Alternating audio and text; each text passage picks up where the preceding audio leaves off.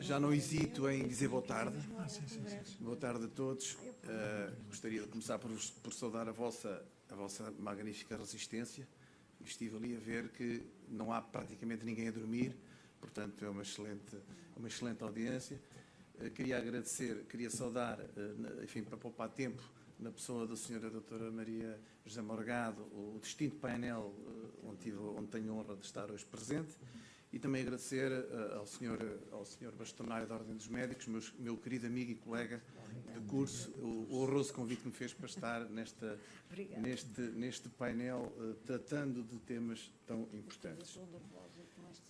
Propus-me falar da responsabilidade criminal médica e do Conselho Médico Legal e, no fundo, enfim, quem seria eu para falar da responsabilidade criminal médica melhor do que os meus antecessores?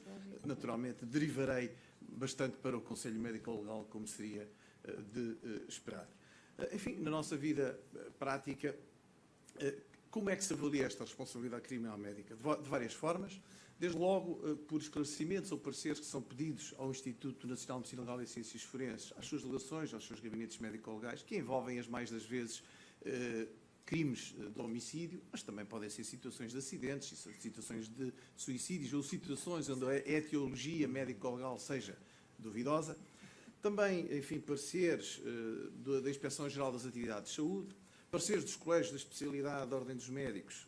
Não tive a oportunidade ontem de estar presente, mas presumo que o Sr. Bastonário tenha falado disto e, portanto, estarão esclarecidos sobre o assunto. E, finalmente, os pareceres do Conselho Médico-Legal. Bom, e o que é isso do Conselho Médico-Legal? Que se calhar muitos de vós ouviram falar, mas não terão muito bem, enfim, o conhecimento do que é.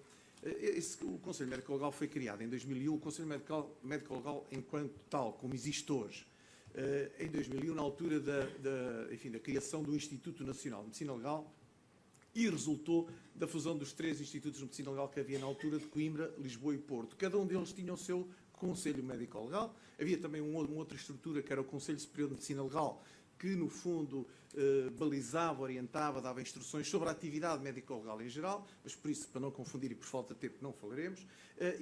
Então, cada um deles, naquilo que é hoje o Conselho Médico-Legal, nas suas funções de consultadoria técnico-científica, existiam então em cada Instituto de Medicina Legal. Então, a criação do Instituto Nacional de Medicina Legal, muito bem, reuniu num só órgão o Conselho Médico-Legal, único e nacional, e está previsto no artigo 8 e seguintes daquele decreto-lei já antigo 96/2001. Em 2007, surge uma nova lei orgânica do Instituto, a 130 de 2007. O Conselho Médico-Legal mantém-se com competências muito semelhantes e composição idêntica à de 2001. Em 2012, o Instituto Nacional de Medicina Legal passa a ser de Ciências Forenses, também de Ciências Forenses. E, naturalmente, tem uma nova lei orgânica, a 166 de 2012, que hoje nos rege ainda, e que muito poucas mudanças consagrou relativamente à anterior lei orgânica de 2007, no que diz respeito ao tal Conselho Médico-Legal. Ou seja, tudo isto para chegar aonde? Que o Conselho Médico-Legal hoje é muito semelhante, muito parecido, quer na composição, quer nas competências, àquele que foi criado em 2001, e depois à frente já veremos porque é que eu estou com esta introdução até chegarmos aqui. Bom, na lei atual, na nossa lei orgânica atual, o artigo 7º é aquele que consagra, que fala das competências do Conselho Médico-Legal. E diz na sua linha A que compete exercer as funções de consultadoria técnico-científica. Mas depois tem mais atribuições: emitir pareceres sobre questões técnicas e científicas, acompanhar e avaliar a atividade pericial do Instituto, emitir pareceres sobre os modelos de cooperação dos serviços periciais, pronunciar-se, enfim, toda uma outra série, mas não vos vou aqui amassar com isto, porque, na verdade, devido ao volume de trabalho e ao que temos hoje em dia no Conselho Médico-Legal, a maioria esmagadora da nossa atividade resume-se, de facto, à consultadoria técnico-científica. Muito bem. Então, isto é o que fazemos. Quem é que pode pedir estes pareceres? Diz a lei: membro do Governo responsável pela área da Justiça, o Conselho Superior da Magistratura, a Procuradoria-Geral da República e o Presidente do Conselho Diretivo. Diga-se em bom da verdade que, no que diz respeito ao Conselho Superior da Magistratura, isto não se passa. A maioria dos tribunais pede pareceres diretamente, o que, enfim, não estará muito dentro do espírito do legislador. Já distinto é a situação da Procuradoria-Geral da República, onde os pedidos diretos dos senhores procuradores, e saúdo a Sra. Maria José Morgado e já agora a Sra. Procuradora-Geral, que não pode estar presente, porque, na verdade, os pedidos diretos dos senhores procuradores são muito raros, muito mais raros que os dos tribunais que vêm, enfim, eu diria quase indiscriminadamente.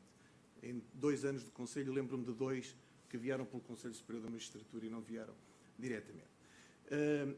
Sobre a Procuradoria-Geral da República, dizer que processos, quando passam por lá, e é a maioria, vêm bem instruídos, vêm bem quesitados. Objeto de perícia, os quesitos, muito bem. Talvez não seja estranha esta situação, o papel muito positivo da 6ª secção do Diabo de Lisboa, que é uma secção especializada, portanto, na negligência médica, e deve ter aqui seguramente um papel relevante.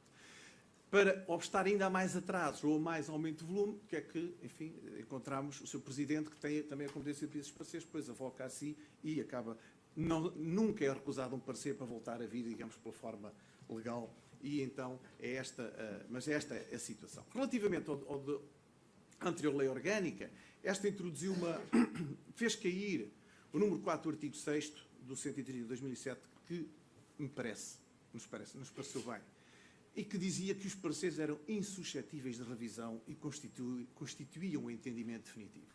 Na verdade, essa era até, digamos, era até um preceito legal um pouco anticientífico, quer dizer, alguém pretender que um Conselho, nem que tenha os melhores sábios do mundo, digamos, pariu, peço desculpa da expressão, mas pariu, enfim, uma profecia definitiva que mais ninguém pode rever. Não, hoje já não é assim e, portanto, esta norma caiu e ainda bem que caiu.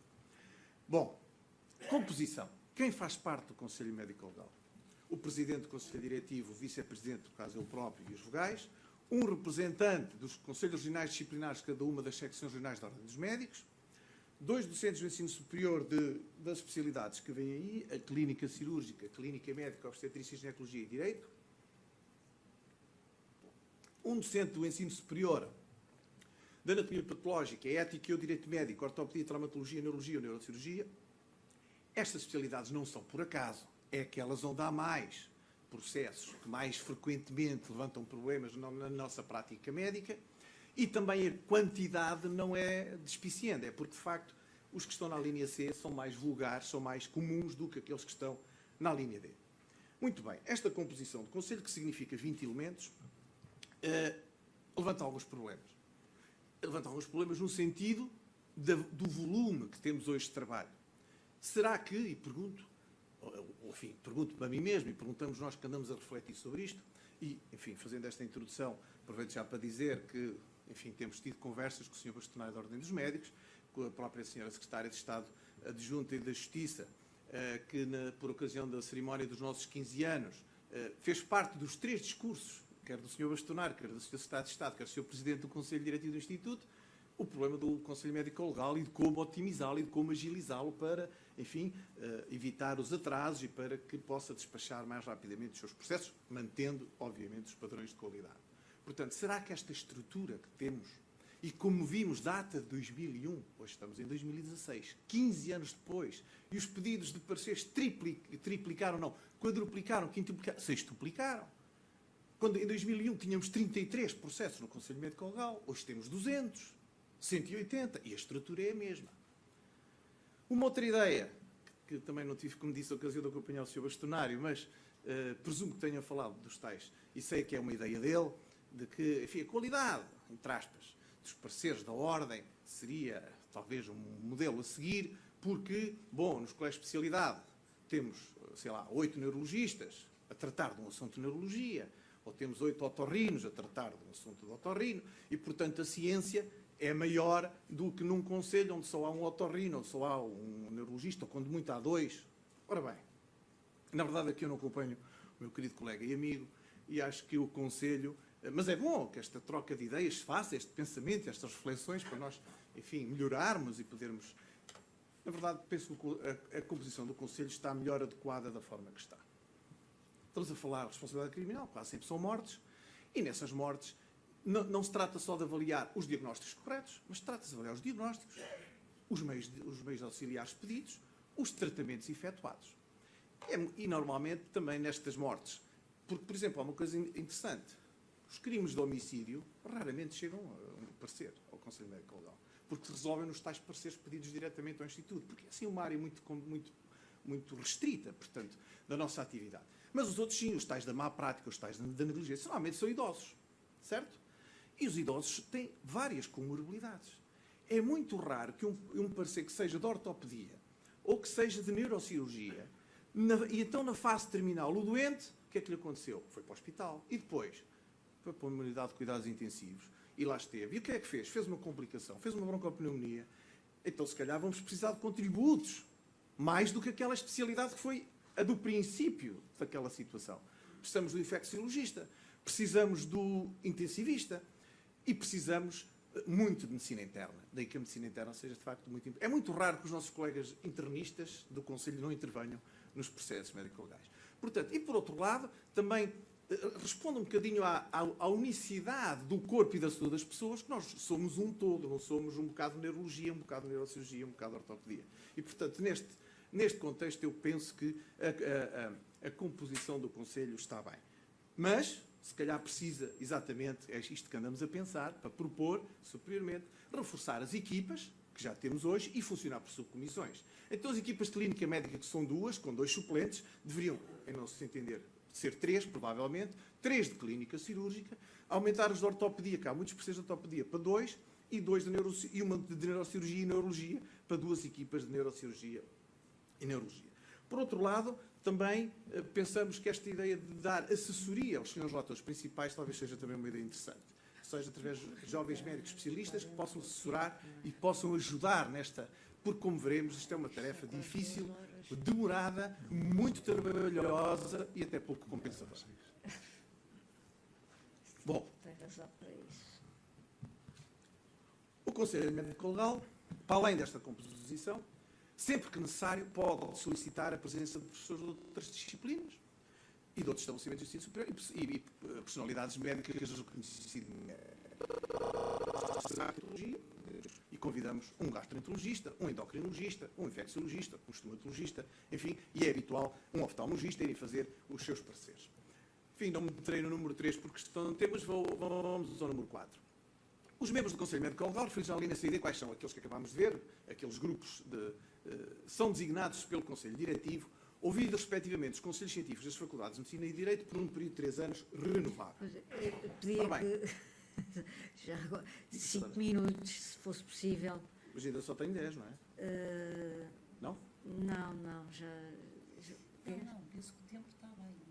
Sim, eu estou só a avisar que julgo que faltam 5 minutos para fazer o tempo. Sim. Era só um breve Muito bem. aviso. Eu estava a contar com 20 e comecei a 1h30, doutora, não vou discutir, mas vamos. Não, com certeza. Apanhou um bocadinho de surpresa. Peço desculpa. Ora bem, de facto, os conselhos científicos das faculdades temos tido algumas demoras, designadamente na recomposição do Conselho no último tempo. Alguma demora nas designações.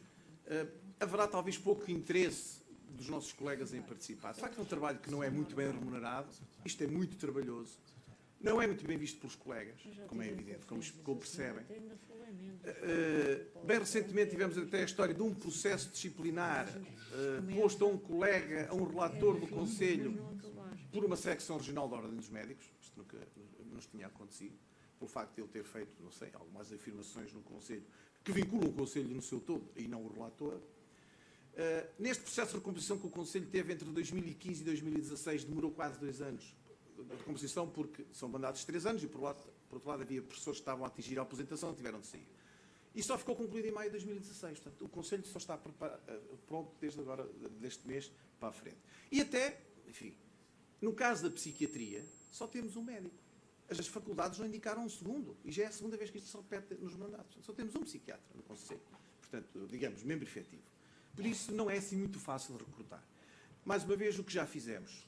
Já alargamos os pedidos de todas as faculdades de medicina e não apenas às clássicas. E hoje, o Conselho representa muito mais o universo das escolas médicas portuguesas, que não era a situação de 2001, mas que hoje temos membros do ICBAS, temos membros da Universidade Nova de Lisboa, temos, portanto, um leque mais variado no Conselho. E, por outro lado, pensamos que é, talvez, uma boa ideia, ampliar o campo de recrutamento, não sendo necessariamente nas faculdades, e, por que não, nos hospitais de escola, em hospitais que sejam referência em determinadas áreas científicas e, evidentemente, especialistas da Ordem dos Médicos, recrutados dos colégios de especialidade e que viriam, então, engrossar digamos, o nosso painel de conselheiros, mas não por inerência. Estas questões das representações por inerência, porque é do Conselho, não dão motivação, não dão... Enfim.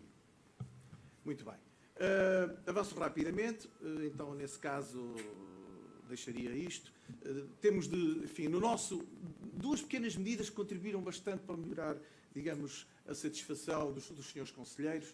É que os conselheiros são remunerados pelo parecer que fazem, mas os outros participavam e não está previsto qualquer remuneração. Havia uma reclamação antiga dos senhores conselheiros de quem participa ativamente também ser remunerado. Então, no regulamento que publicámos em 2015, isso já foi previsto. Assim como também foi previsto o pagamento imediato aos senhores conselheiros. Porquê? Porque, sabem, os processos demoram imenso tempo e só no fim é que recebi. Ora, isto é desmotivador, portanto, uma situação de imenso trabalho.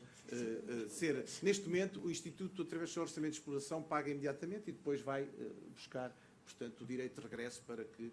Estou a acabar, mais 2 minutos e acabo já. Bom, então, o que fizemos nos últimos anos, o que fez o Conselho nos últimos anos? Este é o panorama da situação. A azul estão os pedidos entrados e a verde os pedidos, os pareceres aprovados. Evidentemente se nota um aumento dos pedidos, com um pico em 2014 e há também uma queda dos pareceres aprovados em 2014 e 2015. 2014, de facto, foi um ano crítico para o Conselho Médico Legal por várias ordens de razão. Desde logo porque teve o maior pico de sempre de pareceres pedidos. E coincidiu este pico com as mudanças no Conselho Diretivo do Instituto. Nós entramos em março de 2014, já tinha passado um trimestre, fizemos 3 ou 4 reuniões e coincidiu com aquele período de apresentação e recomposição do Conselho que já vos aqui transmiti. E houve, de facto, uma baixa muito significativa, que melhorou qualquer coisa em 2015, mas, enfim, ainda não é o que queremos. Mas dá para ver a tal história de 2001 e a desadequação, provavelmente, da composição do Conselho nos tempos que correm, e nisso estamos a pensar em como reformular e como propor medidas que melhorem em conjunto com a discussão com todos os intervenientes. E as razões, enfim, para além daquelas que já falámos, da composição por aí fora, há também aumentos pedidos por várias razões. Mais atos médicos, mais diferenciados, mais bem instruídos, e isso é bom, sinal que os cidadãos têm mais direitos, estão mais, enfim, têm maior capacidade, mas também há uma certa banalização dos pedidos. Aqueles pedidos que vêm diretamente dos tribunais, às vezes, aquilo nem tem objeto de perícia, aquilo é... esta situação, diga se foi bem feito, diga se houve violação, sem quesitar, portanto, demora mais tempo. Há uma situação muito comum que é os novos pedidos do mesmo parecer. Sai um parecer e depois sobre aquele parecer vem mais 1, 2, 3, às vezes chegam a ser 6 pareceres, 6 novos pedidos de parecer sobre um primeiro parecer. Isto também decorre do aumento da litigância, decorre dos processos, enfim, que estão muito bem assessorados tecnicamente hoje por médicos que trabalham privadamente nesta área e ajudam os senhores advogados, bem sabem disso melhor que eu, nesta matéria. Também já aqui o semelhança falou dos registros clínicos. Apesar de haver um cuidado em dar aos senhores relatores os processos completos, às vezes faltam registros clínicos. Estamos a analisar uma situação de obstetrícia, enfim, de um parto que correu mal, e falta o registro, há os registros topográficos todos, mas falta o das 3 horas do nascimento.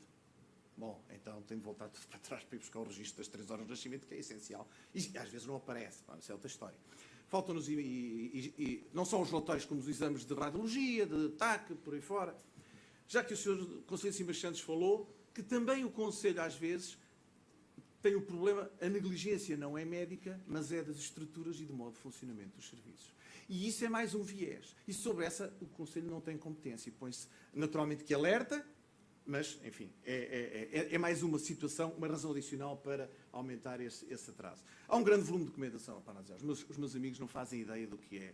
As pessoas falam, mas não sabem o que é tratar de pareceres daquilo. Não estamos a falar de processos desta grossura. Estamos a falar de caixotes de documentação, que é preciso vasculhar à unha. E é o próprio que tem de fazer, porque ele é que sabe o que quer e é que tem de ter o espírito médico legal para saber estabelecer o nexo de causalidade. Muitas destes processos vêm ainda à mão. E como disseram hoje também de manhã, são as notas de enfermagem que muitas vezes mais valem que não as notas médicas, porque nós médicos somos muitas vezes a escrever e depois às vezes até temos prejuízo com isso. Portanto, é difícil. Há uma grande exigência na análise, grandes conhecimentos técnico-científicos. Eu trazia-vos aqui só para vos mostrar este parecer, para perceberem o que é. Este parecer, vou-vos só mostrar assim, de longe. É um parecer de um caso que anda aí na comunicação social atualmente. E que tem muito mais de estrutura e organização de serviços do que erro médico, mas só para verem, na primeira sessão que foi na anterior, em julho, demorou 4 horas a ser discutido. 4 horas. Depois vejam, enfim, o que é que isto dá. A seguir, por e-mail, podem ver aqui as notas que aqui estão. Não é? A corzinhas. Foram 70 notas que os senhores conselheiros, durante os dias a seguir, comentaram para o conselheiro relator. E foi finalmente aprovado neste Conselho, onde durou mais 3 horas de discussão. Portanto, um só caso. Mas esperamos que esteja bem feito, pelo menos demos o melhor de nós. E depois também há, de facto, alguma dificuldade de agenda, porque estamos a falar de conselheiros, professores que têm, de facto, uma agenda muito complicada, têm a sua vida, dão aulas e, portanto, nem sempre é... Enfim, termino de imediato dizendo que, enfim, deixando de me lamorear, mas já apontámos algumas questões, algumas soluções. Estamos com os parceiros certos para discutir e para propor à tutela, e a tutela está também interessada em resolver o problema. Mostrar-vos o que não mostrei há bocado. 2016, vejam ali, que na verdade, dados referentes a setembro, portanto, já fizemos mais parceiros do que em 2015 e aproximamos rapidamente de 2014. E é aquele intervalo entre o azul e o verde que nós queremos ver se conseguimos chegar ao fim deste ano, porque ainda temos 2 reuniões e, portanto, estamos esperançados em que isso possa acontecer. E uma coisa também boa, que vem aqui em baixo, é que começamos a ter uma tendência para que os parceiros aprovados sejam, sobretudo, primeiros parceiros, portanto, que são os importantes, e deixem cada vez mais ser novos pedidos de parceiros, o que significa alguma melhoria. Muito obrigado.